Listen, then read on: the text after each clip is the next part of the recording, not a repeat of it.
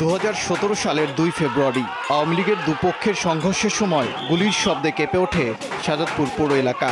খবর সংগ্রহে গিয়ে গুলিবিদ্ধ হন সাংবাদিক আব্দুল হাকিম শিমুল। পরদিন মারা যান তিনি। ঘটনার পর অবৈধ অস্ত্র উদ্ধারে এমন ঘোষণা দিয়েছিলেন তখনকার দায়িত্বরত পুলিশ কর্মকর্তা। কিন্তু বাস্তবতা হলো পৌর মেয়র হালিমুল হক মিরুর বৈধ অবৈধ দুটি অস্ত্র ছাড়া কিছুই জব্দ করতে পারেনি পুলিশ।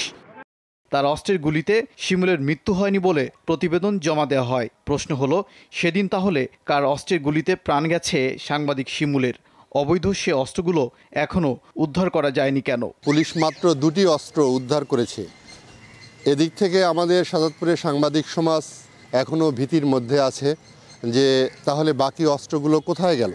এই অস্ত্রগুলো উদ্ধার না হলে আমরা আতঙ্কিত এই জন্য যে আগামীতে এই অস্ত্রগুলো কোনো অনৈতিক কাজে ব্যবহৃত হবে কিনা, কোনো নতুন করে হত্যাযোগ্য হবে কিনা, সন্ত্রাসী কর্মকাণ্ড হবে কিনা।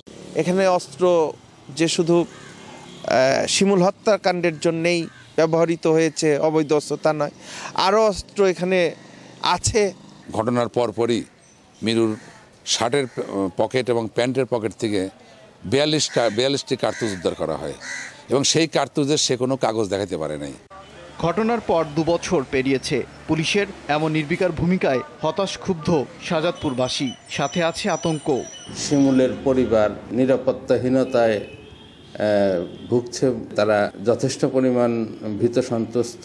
আগে যে মিরুর পরিবার থেকে যে হুমকি দামকি দিত সেই ভয়টাই আমরা এখনো কাটা উঠতে পারি নাই। অবশ্য পুরনো কথাই নতুন করে শোনাচ্ছে পুলিশ। দাবি, যেখানে অবৈধ অস্ত্রের সন্ধান মিলবে সেখানেই চলবে অভিযান। তথ্য নির্ভর সংবাদ যদি আসে কোথাও কারো কাছে অস্ত্রগুলি আছে তাহলে আমরা অবশ্যই সেটা উদ্ধার করব। সাংবাদিক শিমুল হত্যার ঘটনায় 38 জনকে আসামি করে 3টি মামলা হয়। প্রধান আসামি বরখাস্ত হওয়া মেয়র হালিমুল হক মিরুকে হাইকোর্টের দেয়া জামিন বাতিল করে 6 মাসের মধ্যে মামলা নিষ্পত্তির নির্দেশ দিয়েছেন আপিল বিভাগ। বাকি আসামিরা জামিনে আছেন। ওবায়দুর রহমান, যমুনা নিউজ।